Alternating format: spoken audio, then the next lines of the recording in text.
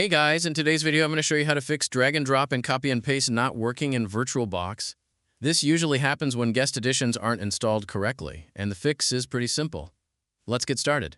First, if your virtual machine is currently in full screen mode, press Ctrl+F on your keyboard. Once you see the top menu, click on Devices, then select Insert Guest Editions CD Image.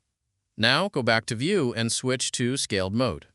Next, open File Explorer from the search bar.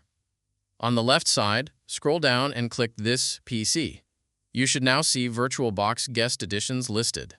Double-click it and click Yes when prompted. When the installer opens, click Next, then Next again, and finally click Install. Wait for the installation to complete. Once the installation finishes, make sure Reboot Now is selected and click Finish. Your virtual machine will restart, and drag and drop and copy and paste should now be working properly. And that's it. If this video helped you out, don't forget to like, subscribe, and leave a comment below. Thanks for watching, and I'll see you in the next one.